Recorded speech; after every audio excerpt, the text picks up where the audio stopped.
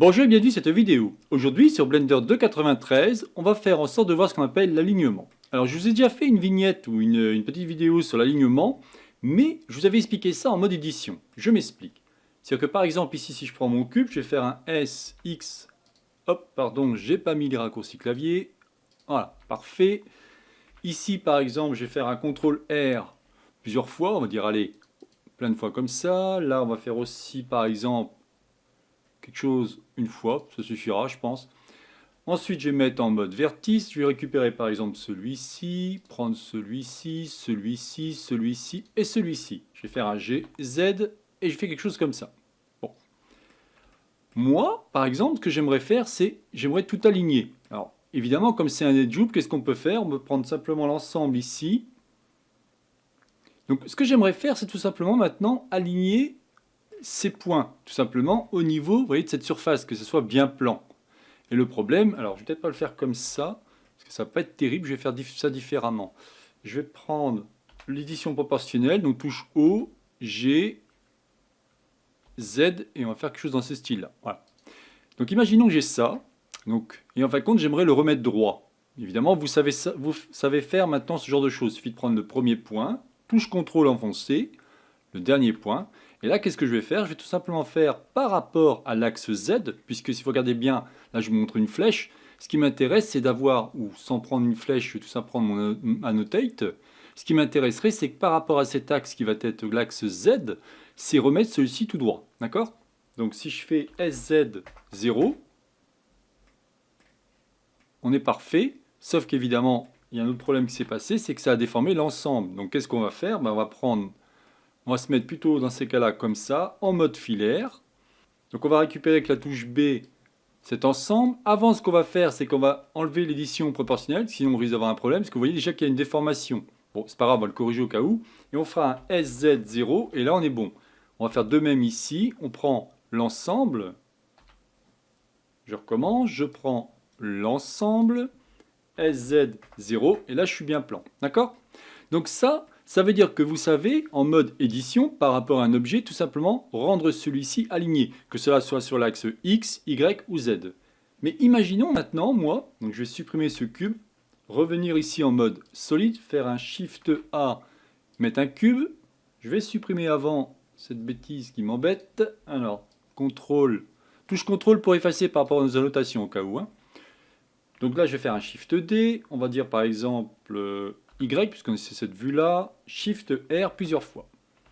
Je prends donc mes cubes, je vais prendre la sélection, je prends par exemple celui-ci et celui-ci, je fais un G, Z. J'aimerais donc que tous ces cubes-là, si je les sélectionne, soient alignés sur la même, tout simplement, le même alignement, en l'occurrence soit sur Y, soit sur Z, et ainsi de suite. Bien évidemment, on ne va pas utiliser, par exemple, si je fais S, alors ça serait dans ces cas-là Z, Z0, qu'est-ce qui se passe? Ça aplatit tout. Moi, je veux pas. Ce qui m'intéresse, c'est d'aligner, en fin de compte, mes objets. Heureusement, il existe un menu intéressant qu'on va retrouver ici. On va aller dans Objet, Transform, et là, vous avez Align Objet. Automatiquement, ceux-ci vont s'aligner par rapport à différents critères. Donc, par défaut, le High Quality, je le laisse tel quel, je le laisse coché. A priori, ils disent que si on décoche celui-ci, quand on a trop d'éléments, parce que c'est vrai que là, ce que je vais vous montrer, c'est assez simple, mais quand on a beaucoup d'éléments, ça peut diminuer par rapport à la puissance de votre ordinateur et gagner du temps. Ici, vous allez donc pouvoir faire de différentes manières. Vous avez Align Mode. Vous avez donc ce qu'on appelle le Negative Side, le Center. Donc regardez, je suis déjà en négatif. Si je me mets en Center, il va se mettre comme ça.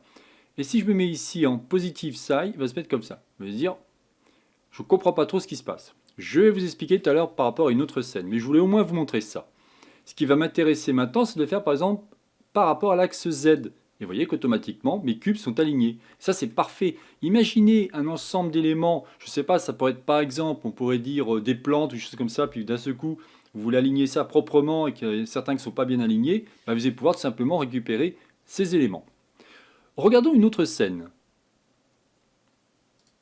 On va aller ici, voilà. Donc là, c'est un jeu d'échecs, tout bête. Ce qui va m'intéresser, donc ce que j'ai fait, c'est que j'ai fait des collections. Donc chaque élément fait partie d'une collection. Alors, ce que l'on peut faire, par exemple, pour récupérer l'ensemble de mes pions, si on veut récupérer, vous avez plusieurs solutions. Soit, on va faire ici pion blanc, Donc on va récupérer ici, pion blanc, bouton droit de ma souris, on va cliquer Select Objet. Ça, c'est une première façon de faire. Soit cliquer sur un élément et aller dans Select, Groupe, Collection. Automatiquement, vous allez récupérer l'ensemble de cette collection qui est dédiée. Ce que je vais faire maintenant, c'est que je vais prendre ce point-là, celui-ci, celui-ci, faire un G, Z et en mettre comme ça.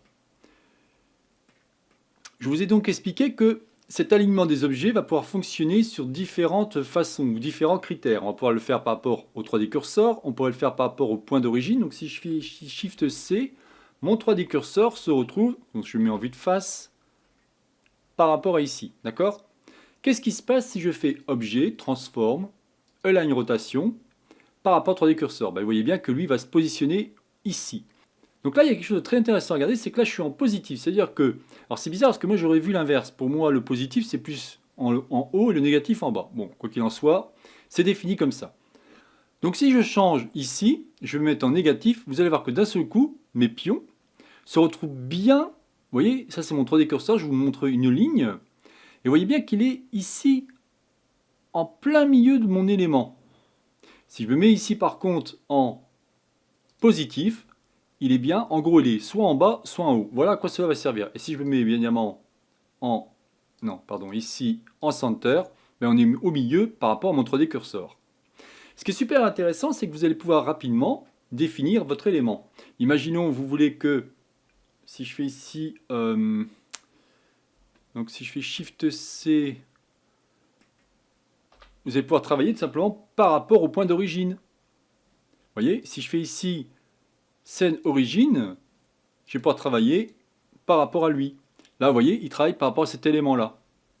Je fais de même, ça peut être de même pour la sélection, ou ça peut être de même aussi par rapport... Regardez, si je récupère... Alors, je vais me mettre comme ça, je vais essayer de ça faire correctement. On va prendre comme ça. Non, c'est pas eux que je veux. Voilà, faire quelque chose comme ça. Ça, j'en veux pas. Et prendre le dernier, c'est lui. D'accord? Si je fais maintenant Objet, Transform, Align, Rotation, par rapport à une sélection, vous avez vu que ma sélection, automatiquement, tous mes éléments se sont mis par rapport à ma dernière sélection. Ça, c'est vraiment génial. Autre chose que je peux vous montrer, donc je vais revenir en arrière, CTRL Z. Je vais prendre ici mon damier, je vais mettre ici en touche tabulation, récupérer juste un vertice, donc je vais cliquer ici, je vais faire Shift S et je vais dire tout simplement Cursor to Active, afin que mon curseur soit vraiment à fleur par rapport à mon damier. Ok? Donc ce qui va m'intéresser maintenant, c'est prendre mes éléments. Donc je prends le premier, comme tout à l'heure, pareil. Alors touche raccourci Shift G au cas où, et hop, on clique et on récupère l'ensemble. Ce que je veux maintenant, c'est faire quoi? C'est aligner ceci. Donc je peux aller ici, Align Objet. Dans ces cas-là, je vais définir, c'est plus la section, c'est 3D cursor, soit en positif, soit en négatif, soit au centre. Dans mon cas, ce qui va m'intéresser, c'est plutôt négatif. Et vous voyez, là, si on regarde bien, on est nickel par rapport à cet élément. Alors, je vous ai expliqué par rapport à l'axe Z, mais si on fait par exemple sur X, regardez ce qui se passe.